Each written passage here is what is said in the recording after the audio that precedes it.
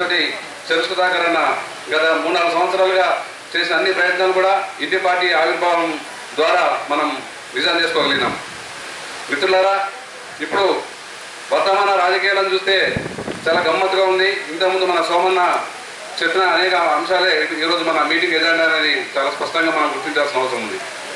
నిజంగా గూఢంజనేది కాదు, బయట ఉన్న అనేక ఉద్యమ శక్తులన్నింటినీ కూడా అవమానపరచడమే దినచరి చర్యగా పెట్టుకుని ఈరోజు ప్రభుత్వం పాలకపక్షం ముందుకు సాగుతూ ఉంది.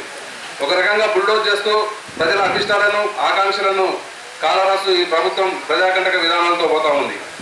మరి 3 ఏళ్ల కింద తెలంగాణ ఉద్యమం కోసం మరి రామచిలక పలుకులు పలికిన రావురుకుల కొడుకు, అట్లాగే చాలామంది కూడా ఉద్యమం పుణ్యాన ఈరోజు అనేక అధికార పదవులను అనుభవిస్తూ కూడా చాలా చాలా గమ్మత్తుగా ఏసీలలో సీఎం చుట్టూ ప్రగతి భవన్లో తిరుగుతూ ఉన్నారు.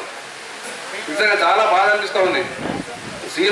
డాక్టర్ సి నారాయణ రెడ్డిని మనం తక్కువ చూడలేం, కానీ తెలంగాణ బిడ్డ అయినప్పుడు కూడా ప్రపంచ వ్యాప్తంగా కూడా ఆయన గుర్తింపు పొందిన ఒక మంచి మహాకవిగా ఉన్నప్పుడు కూడా తెలంగాణ ఉద్యమానికి ఆయన ఏం చేసేదో నాకైతే 30 ఏళ్ళుగా నేను చూస్తున్నా, నాకైతే ఎక్కడ కూడా కనబడిన సందర్భం లేదు. అట్లాగే డాక్టర్ సి నారాయణ రెడ్డి ఆ రోజు అంత్యక్రియల రోజు సీఎం కానీ ఇంకా మిగతా వంగమగాదులు కానీ పోటీపడి కిలోమీటర్ల కొద్ది నడవని, అట్లాగే అధికారిక లాంఛనాలతో అంత్యక్రియలు జరపని, కానీ మా గూఢంజన్న ఏమి చేసిండు మీకు అన్యాయం అని చెప్పేసి ఈరోజు ప్రశ్నించాల్సిన అవసరం ఉంది.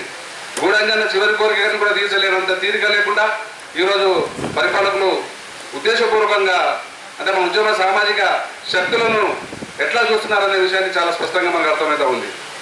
మరి అదే గూఢంజన్న పాటలను పాడి వేలాది లక్షలాది మందిని దగ్గరైన రావురుకుల రామచిలక రథసారథిగా ఉండి ఈరోజు ఎమ్మెల్యేగా రసమేధ బాలకిషన్ కూడా పక్కనే ఉన్నా కానీ ఎందుకన్నా నారాయణ రెడ్డి కంటే మా అన్న బాగా చేసిండు కదా, నిజంగా గూఢంజన్న కాంట్రిబ్యూషన్ తక్కువ కాదు కదా అని అడిగే సాహసం చేస్తలేడు.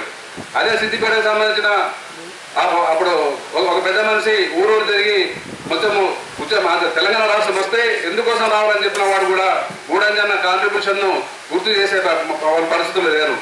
ఎందుకంటే వాళ్ళు అధికారము నెత్తికెక్కిన తర్వాత కవులు, కళాకారులు, మేధావులు కూడా ఏకపక్షమే ప్రజా అకంటకుల పాలన వాళ్ళ పంచన చేరడం వల్ల ఈ పరిస్థితులు వస్తూ ఉన్నాయి. ఎందుకంటే 3 సంవత్సరాలు బ్రహ్మాండంగా ఒక చిన్న కాగితంతో క్యాబినెట్ ర్యాంకులు వాళ్ళు అనుభవిస్తున్న సందర్భం. ఇంకా వాళ్ళు ఎందుకు మాట్లాడతారు? ఇంకా ఎందుకంటే మెడలు దుడ్డైనాయి, తిరుగుతలేవు చాలా మంది కవులకు. ఇప్పుడు సీఎం చుట్టూ ఉన్న కవులను చూడండి, కళాకారులను చూడండి, మెడలు తిరుగుతలేవు, గట్టిగా నడవలేకపోతున్నారు, కనీసంగా గట్టిగా మాట్లాడలేకపోతున్నారు.